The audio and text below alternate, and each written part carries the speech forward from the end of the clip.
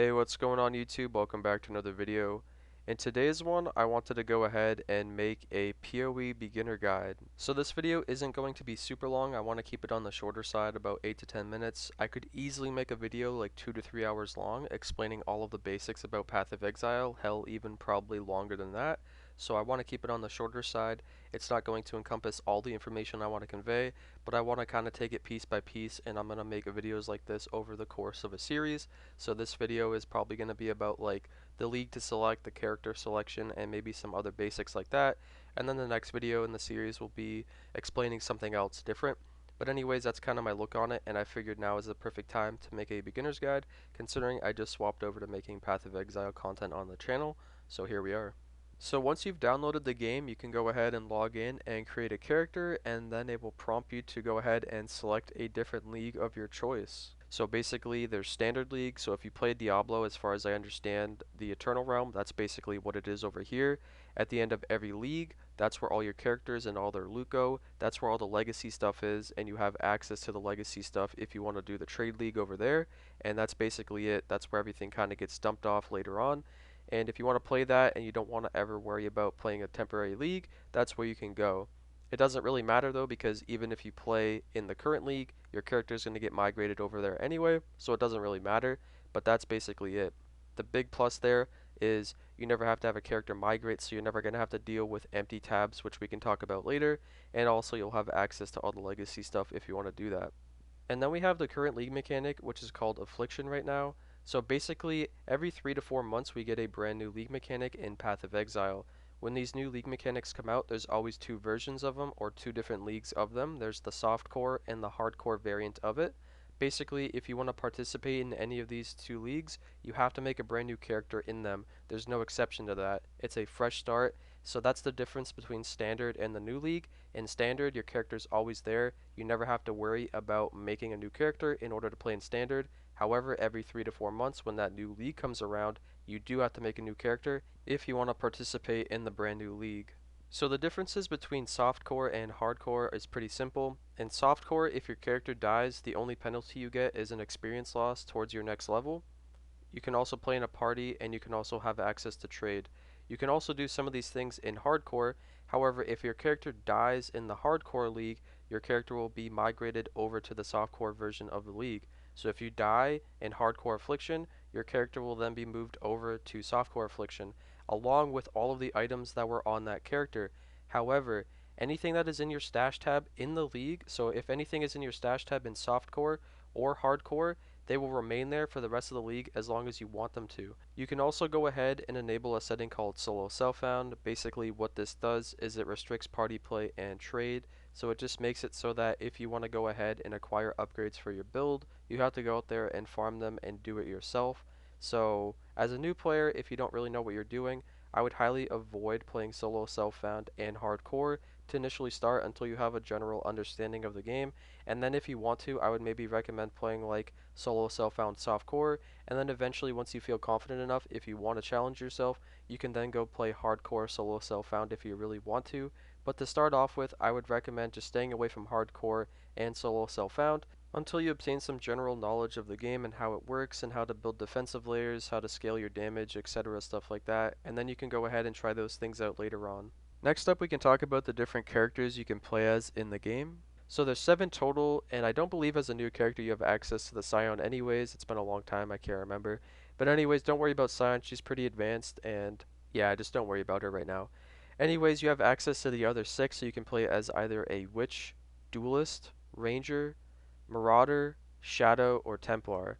As a brand new player, I'm not going to tell you what to play as, but I would personally recommend probably starting off as either a Witch, Ranger, or Marauder. The reason for that is because I feel like those characters are just a little bit more simplistic and easy to understand for new players.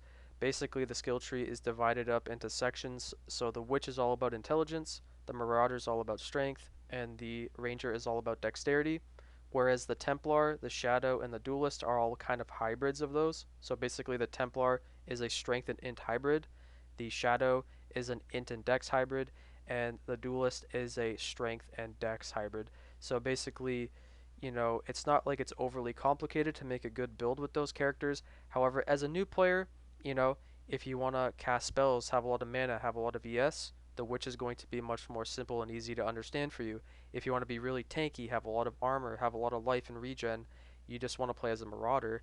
If you want to be really fast, really elusive, have spell suppression, not get hit, be really quick, you just want to play as a Ranger. It's just going to make it a little bit easier for you. Next up, we can talk about the skill gems and support gems in the game really quick, and I'll try to keep it really simple and short so it's easy to understand. Basically, a skill gem is a gem that allows you to use a skill so that way you can kill enemies in the game. That's really as simple as it can be. A support gem is a gem that will buff a skill gem if it is socketed into an item that is linked to that skill gem. So for example, earlier in the video, you saw I had a wand. It had two blue sockets. I had fireball in one, and when I found the arcane surge support, I put that in the other one, and those two sockets were linked. So basically that means the fireball is benefiting from the arcane surge support, so the fireball is even stronger. Another couple things to keep in mind about gems in general is that as you use them, you're acquiring experience as you're killing enemies, and the experience is going into the gem, and the gem is leveling up itself as well, not just your character. So as the gem levels up, so does its power, so you just want to keep that in mind. The big things with that is as a gem levels up, so does its attribute requirement. You can also add quality to the gem in order to add more power to it, but we'll talk about currencies you can use on things later on in another video. Next up, we can talk about the skill tree really quickly and how to kind of make your characters so that way you have an understanding of where to put some points. So first of all, I would highly recommend following a build guide. Maxroll has some good guides over there.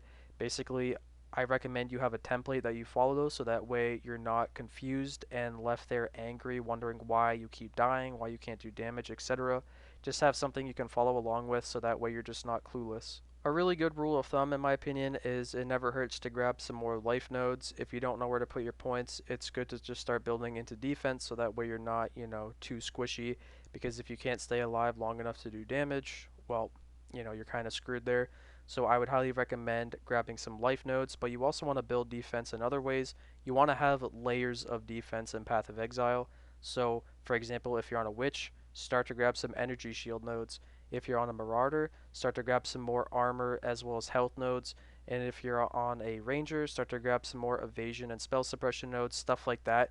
You want to have multiple layers of defense so that way when you do come across that sketchy rare, you might not fall over every single time you encounter him. So depending on where you're at on the tree, you want to start to grab some other layers of defense on top of life. And as far as damage goes, if you want to know how to scale your skill's damage a little bit better, just simply look at the skill gem. At the very top of the gem will be a row of text. Those will be the gem tags. Those gem tags will be what basically the gem identifies as.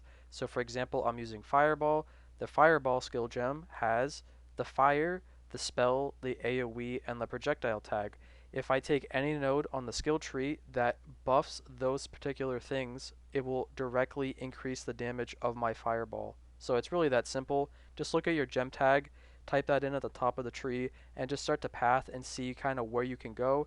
You might not have the most, efficient pathing on your first build, but literally don't worry about that. You can always refund points later. It's going to be a little bit annoying, but if you don't know where to go at all, just literally look at the gem you're using, look at its tags, and just start to path there. And if you don't know where to go, or it maybe looks too far away, just start to grab some defense. Anyways, this video is already over 8 minutes, so I think I'm going to go ahead and wrap it up there. In the next video, I want to start to talk about things you should look out for in your early campaign experience, talk about basic currencies and how to use them for your benefit and stuff like that. We're going to slowly but surely get there. I feel like I rambled on a little bit too much and I didn't get as much information in this video as I wanted to, but oh well. Anyways, if you made it to this point in the video, thank you guys for watching. Stay tuned for the next one. It should be out shortly. And yeah, thank you guys for watching. If you enjoyed it, do the whole YouTube thing, like, comment, subscribe if you guys want to do that to support me. And yeah, thanks for watching. I'll catch you in the next one. Stay frosty.